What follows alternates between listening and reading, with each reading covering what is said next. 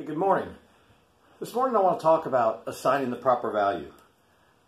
It's one of the toughest things to do, but it's probably one of the best things you can ever do to truly understand adversity and how to overcome adversity. And what I mean by assigning the proper value is everything that happens to us in life is just an event. And here's the key. We choose to give every one of those events certain values. Unfortunately, we give a lot of things in our life value that we shouldn't when things happen to us. We put so much emphasis on the things that have gone wrong that we end up giving it so much value, and we don't realize we keep ourselves in that rut. We keep ourselves in that position where things continue to go wrong because we've given it all of our energy. We've given it all of our positive vibes. We've allowed the universe to keep giving it to us because it's what we keep focusing on. And this is very, very, very important because I have an equation that I basically have lived by for the last 20 years or plus. And it's how I assess what's happened to me in my life. And look, most of it is self-inflicted, folks. Let's just get down to the brass tacks here. Most of what we have go on that goes wrong in our life is usually got something to do with us and our decisions and the things that we chose to do. So it's still an event, though. And that's what I want to get across to you. Everything that happens in your life is an event. The key is, what kind of value are you going to give it, number one. Number two, do you react or do you respond? Now, reactions, they're negative. And I want you to think about it. A knee-jerk reaction, anytime you've gotten some news or you found out something somebody did or you found out something about your job, the first thing you did was react.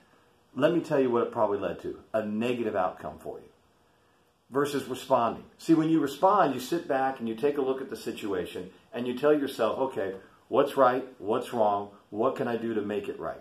See, that's why they're called first responders, not first reactors. See, first responders get to a scene of an accident and they're there to assess it and figure out what needs to be done to either diffuse the situation or help someone who's in need of help. So listen to those two words, react versus respond. You've got to be very good at learning how to respond to adversity versus reacting. So I want you to write this down if you've got a notepad. If not, you can play this back again and watch it later. But there's two equations. First, there's E minus R equals O. Now, E is the event. That's whatever it is that just happened to you. Okay? Minus R is the reaction. So every time an event happens and you react to it, you have a negative connotation with it, which will always lead to a negative outcome. Never going to change, folks. You react to something, instead of responding to it, you are going to come up with a negative result. Now, same equation, but difference with a response. You have the same event, same exact event, that's the E, but you have a positive response to it, which means you sat down, you've evaluated it, you've assigned it its proper value, and you've moved forward with a solution. That's going to lead you, the response, to a positive outcome. Look, it's a simple equation that if you practice it every time something in your life happens to you, good or bad. It's not just the bad things, it's the good things. You got to evaluate those too, the positive things that have happened to you. You've got to sit down, take a look. You can react to them or you can respond to them. Again, a response is so much better for you in terms of being able to solve what's in front of you. One last thing, I'm going to show you the example of this. Take an event. Let's say you're a big Cleveland Browns fan. Maybe, you're a Joe Thomas fan. I don't know. But you're a big Cleveland Browns fan. And you're a big Pittsburgh Steeler. Your friend's a big Pittsburgh Steeler fan. They're playing one another. Same team, same game. Football hasn't changed. Ball, players, object is to score. Let's say the Browns go down and score, and you're a Brown fan. Your initial response is one of joy, happiness. Your initial response is cheering, clapping, being excited.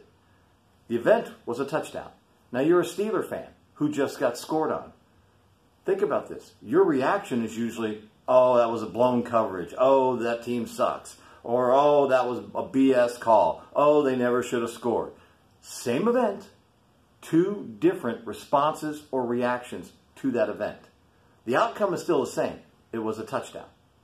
Now, what value did you assign to it? If you're a Browns fan, you responded with joy and cheering. Therefore, you had a positive response to it. If you're a Steeler fan, you responded with negativity. You were upset. You were disappointed. Therefore, you had a negative reaction to the same single event. I can't describe it any clearer than that. I hope this helps as you get hit with adversity today, because folks, it's going to hit all of us. It happens. I wish we could go through life without it, but it's not.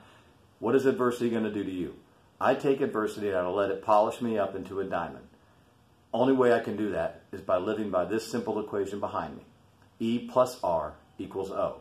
I don't want to do E minus R equals O, because I want to respond versus react.